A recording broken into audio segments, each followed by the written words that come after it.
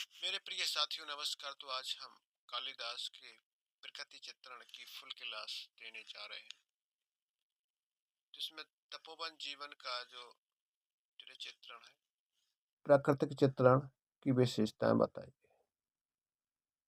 तो अभिज्ञान शाकुंतलम जो नाटक है कालिदास का, इसमें कवि ने प्रेमियों पर पड़ने वाले प्रकृति के प्रभाव को अंकित किया है। इसलिए ये नाटक है जो अत्युत्तम रहा है। तो महाकवि कालिदास द्वारा रचित अभिज्ञान शाकुंतलम में जो प्रकृति चित्रण के बारे में निम्नलिखित विशेषताएं बताई हैं, जिसमें से पहली विशेषता है प्रकृति के प्रति नैसर्गिक आकर्षण। जिस नाटक में है, कालिदास जी के नाटक में जो प्रकृति के प्रति बहुत प्रेम दिखाया गया है, क्योंकि इसमें प्रकृति का मनोहारी चित्रण किया गया है। उनकी जो रचनाएं हैं, कालिदास की जो रचनाएं हैं, उसमें प्रकृति सौंदर्य के बड़े ही अच्छे, सुंदर और सुकुमार चित्र मिलते हैं। वे प्रकृति के साथ तादात्म्य का अनुभव करते हैं, उसे सजीव और मानवीय भावनाओं से उत्प्रोत मानते हैं। जैसे मनुष्य के समान प्रकृति भी सुख दुख का अनुभव करती है। जैसे कि आप अभिज्ञान शाकुंतलम नाटक में देख सकते हैं कि जो महर्षि कंडों का तपोवन में जो पेड़ पौधे फूल पत्ती हैं, शकुंतला के जाने पर, शकुंतला की विदाई के समय वो भी दुखी हो जाते हैं। फूल पत्ते, फूल मुरझाने लगते हैं और लताएं रोने लगती हैं और पेड़ से पत्ते गिरने लगते हैं। जो शकुंतला के जाने में वो दुखी हैं। इस तरीके से जो कालिदास ने अपने अभिज्ञान शाकुंतलम नाटक में प्रकृति को मनुष्य की तरह दुखी होते हुए प्रदर्शित किया है, दिखाया है। तो ये तो प्रकृति के प्रति नैसर्गिक आकर्षण हो गया। अब देख लेते हैं प्रकृति के प्रति मानव का जो घनिष्ठ संबंध है, दूसरी विशेषता। तो इसमें डॉक्टर हजारी प्रसाद ने लिखा है कि कालिदास ने मनुष्य की जो परिपूर्णता है प्रकृति के सहचर्य में देखी। कहा गया है कि प्रकृति और मानव एक दूसरे के पूरक हैं, क्योंकि जो प्रकृति है वो मानव से संबंधित है और मानव प्रकृति से संबंधित है। यदि मानव स्वयं अपनी सहजात प्रवृत्तियों से प्रकृति का विनाश करता है, तो मानव अपने विनाश को निमंत्रण दे रहा होता है। परंतु जहाँ प्रकृति को सहारा बन के मानव कार्य करता है, तो वहाँ जो मानव के जीवन की एक राह है, वहीं से प्रदर्शित होती है। जैसे आपने देखा कि कालिदास ने तपोवन की जो प्रकृति है उसको दिखाया गया है कि शकुंतला की विदाई के समय प्रकृति ने स्वयं शकुंतला के लिए, तो प्रकृति ने स्वयं चित्तमंगल में आभूषण की व्यवस्था कर दी। किसी वृक्ष ने शुभ गंगल्स दे दिया, किसी ने चरणों में लगाने के लिए महावर दे दी, और कितनी ही वन देवियों ने बिना मांगे आभरण भी दे दिए। और प्रकृति ने तपस्या द्वारा संस्कृति चित्त की अनुवर्तनी भी। कालिदास ने बार बार प्रकृति को इस रूप में चित्रित किया है। क्षौमम केन चिदंतु पांडु तरुणा मंगलमयम विस्कृतम और निष्ठे उत चरणोपभोग सुलभो लाक्षारसा केनचिता अन्येभ्यो बन देवता क्रतुलैरा पर भागवत स्थिति दान्तान्याभरणानि तस्क सलयोद भेद प्रतिद्वंद्वी। कालिदास ने प्रकृति के मानव के सुख दुख की सहानुभूति व्यक्त करती है। इस प्रकार कालिदास ने मनुष्य को, प्रकृति को एक दूसरे को प्रेरक के रूप में चित्रित किया है, एक दूसरे के पूरक के रूप में भी चित्रित किया है। दोनों का आदान प्रदान सदा चलता रहता है। शकुंतला वृक्षों को सगा भाई और लताओं को अपनी बहन मानती थी। उनकी संबंधी के रूप में ही सेवा करती थी। अस्थि में सोदर स्नेहा अस्ति। शकुंतला थी, वो प्रकृति को अपना भाई बहन मानती थी। इसलिए कालिदास ने प्रकृति को मानव के पूरक ही बताया। हेडिंग है निसर्ग कन्या। शकुंतला है निसर्ग कन्या शकुंतला। प्रकृति की नैसर्गिक जो कन्या है वो कौन है? शकुंतला है। इसमें शकुंतला को वो रमणीयता प्रदान करता है और असाधारण सुंदरी मानता है। तभी तो दुष्यंत यह कहते थे कि बोध होता है कि रूप सुदान दुर्लभ है। मौलश्री वृक्ष के समीप खड़ी हुई शकुंतला कवि को उसकी प्रिय लता के समान सुंदर दिखाई देती है। प्रिय बंदा उससे कहती है कि तेरे समीप रहने से मौलश्री का वृक्ष लता रूपी स्त्री से युक्त प्रतीत होता है। शकुंतला के लिए आम्र और वन ज्योत्सना का विवाह पति पत्नी के विवाह के तुल्य मनोरमा एवं उत्सव मानने योग्य है। दुष्यंत मृगों की दृष्टि में शकुंतला की दृष्टि की सुंदरता देखता है, अतएव उसका वध नहीं कर सकता। सूर्योदय और चंद्रमा का अस्त होना मनुष्य को शिक्षा देता है कि सुख दुख परिवर्तनशील होते हैं। जैसे गृहिणी स्त्री की दशा होती है कि वह चंद्रमा के बिना कुमुदनी की है, और शकुंतला की विदा के अवसर पर वृक्ष और आभूषण देकर सगे संबंधियों का स्वभाव प्रदर्शित करते हैं। तो कवि कहता है कि मौलश्री का वृक्ष है, सुंदर स्त्री जैसा प्रतीत होता है,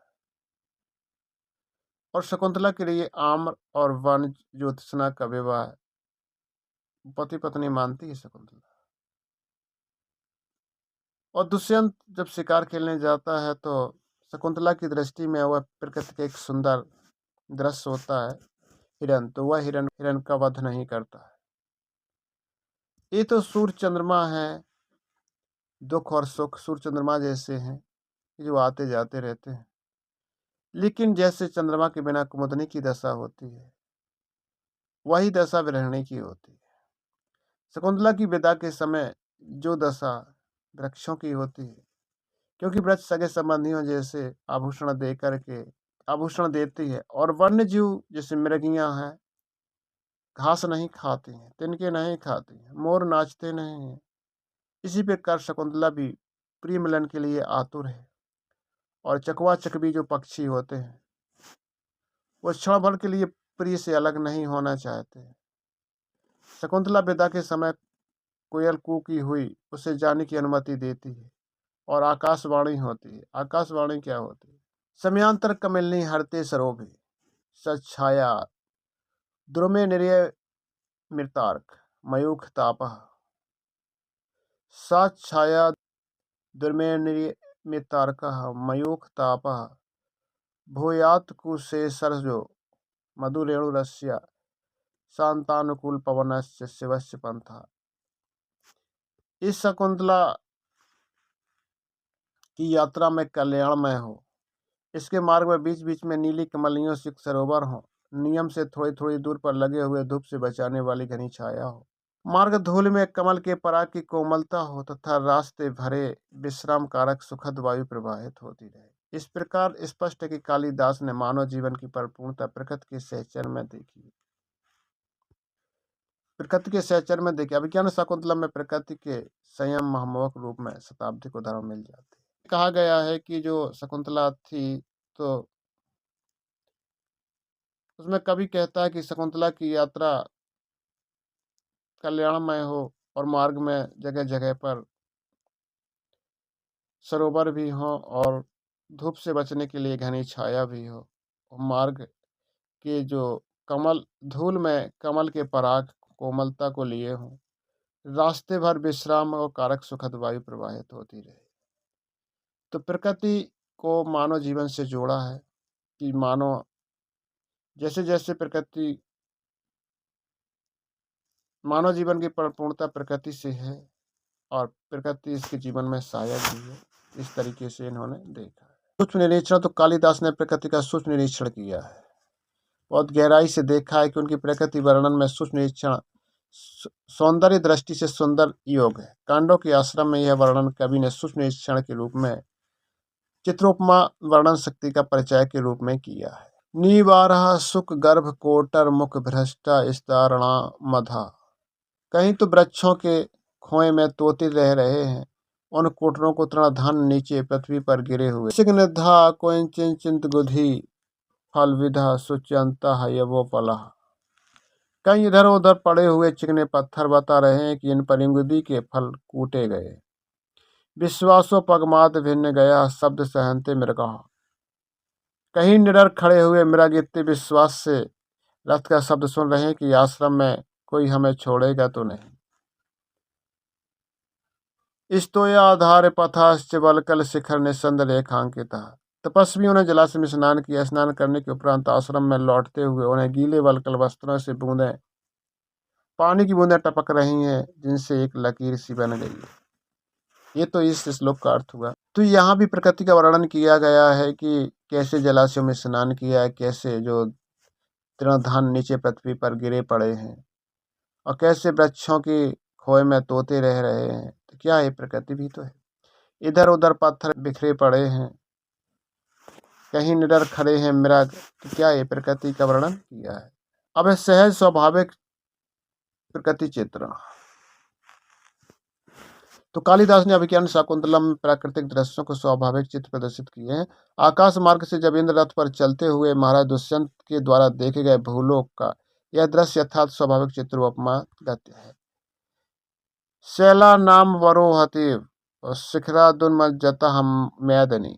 मतलब पृथ्वी अब प्रकट होते हुए पर्वतों के शिखर से उतर रही है, अर्थात नीचे आने वाली पृथ्वी और पर्वतों में स्पष्ट भेद लक्षित होने लगा है। मतलब पृथ्वी और पर्वत दिखाई देते हैं, लक्षित हो रहे हैं। प्रणभ्यंतर लीनता बेझति स्कंधोदयात पादपा। पर्वतों के नीचे रहती है, पृथ्वी पर ही पर्वत दिखाई पड़ते हैं। अतः अब ऐसा प्रतीत होता है कि मानो पृथ्वी पर उठते हुए पर्वत शिखरों से नीचे उतर रही हैं। वृक्ष शाखाओं के प्रकट होने से पत्तों के भीतर अधिक संतान स्तन भावनष्ट सलिला व्यक्ति भजन त्यापगः क्यों न प्युत्पत्त्यो पश्य भुवनम मत पार्श्व मानीयते। मानव पृथ्वी पर उठते हुए पर्वत शिखर से नीचे उतर रहे हैं। वृक्ष शाखाओं के प्रकट होने से पत्तों के भीतर की अत्यधिक लीनता को छोड़ रहे हैं। पहले दूर पतली पड़ने वाली नदियां अब चौड़ी होती जा रही हैं। भूलोक हमारे समीप इस प्रकार उठा चला आ रहा है मानो इसे कोई ऊपर उठाकर हमारे समीप फेंक रहा हो। इस श्लोक में कहा गया है कि पर्वत से पृथ्वी नीचे उतर रही है, यानी कि पर्वत धीरे धीरे पृथ्वी में बदल रहे हैं। और ऐसा प्रतीत हो रहा है कि पृथ्वी पर उठते हुए पर्वत शिखरों से नीचे उतर रहे हैं। वृक्ष की शाखाएं प्रकट होने से जब वृक्ष की शाखाएं निकलती हैं तो पत्तों के भीतर की अत्यधिक लीनता को छोड़ रही हैं। तो पहले दूर पतली सी जो नदियां दिख रही थी अब वो चौड़ी होती जा रही हैं। इस प्रकार से इस प्रकृति का वर्णन किया गया है। इसमें आप प्रस्तुत के रूप में कालिदास के अभिज्ञान शाकुंतलम में प्रकृति प्रस्तुत की अमूर्त विशेषताओं की सुषमा संबंधी व्याख्याओं के साकार साक्षात्कार के लिए प्रस्तुत बनकर रहेगी। शकुंतला की आकृतिम सुषमा की ललित कल्पना का मूर्त रूप चित्रित करने से दुष्यंत प्राकृतिक उपमानों का आश्रय लेता है। इसमें अप्रस्तुत का वर्णन है जो प्रस्तुत नहीं किया गया, फिर भी उसका वर्णन है कि इसमें जो शकुंतला की आकृतिम सुषमा थी, ललित कल्पना थी, प्रकृति से प्रेम करना चाहिए, तो दुष्यंत भी उसकी जो प्राकृतिक उपमानों का आश्रय इस तरीके से लेता है। सरस जम्न विद्धम शैबले नापि रम्य ममलिन मपि हिमांश लक्ष्यम लक्ष्मी तनोति इयम मधि कमनोज्ञा वलकले नापि तन्वी किमपि ही मधुराणाम मंडनम नाकृति नाम। इस प्रकार कवि शकुंतला को अभिव्यक्त यौवन एवं रूप संपत्ति के एक भव्य और प्रभावशाली चित्र प्रकृति में अपृत विधान के द्वारा प्रस्तुत करता है। तो जो कवि कालिदास जी हैं, शकुंतला का जो यौवन है वो प्रकृति रूप में प्रस्तुत करता है। अनागृतम पुष्पम किसलय मूलम करुरह रनावितम रतन मधु नवमना स्वादितसम। अर्थात अभियुक्त यौवन अनाघात पुष्प है, नाखून से ना कटा हुआ किसलय है।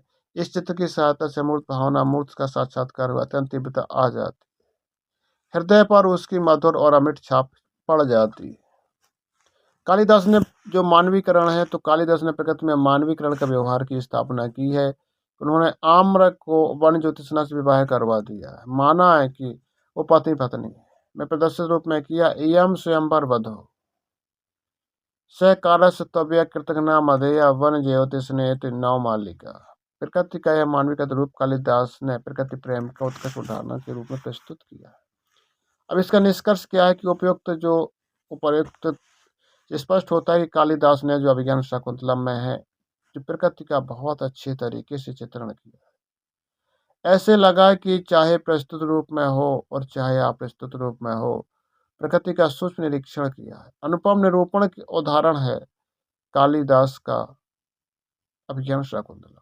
प्रारंभ में मंगलाचरण किया है, प्रकृति का महामय झांकी प्रस्तुत की है। इसमें उन्होंने प्रकृति के विशाल रूप का चित्रण भी किया है। फिर भगवान शंकर की महामय विभूतियों का साक्षात्कार भी करवाया है। यह सचमुच प्रकृति देवी ही है।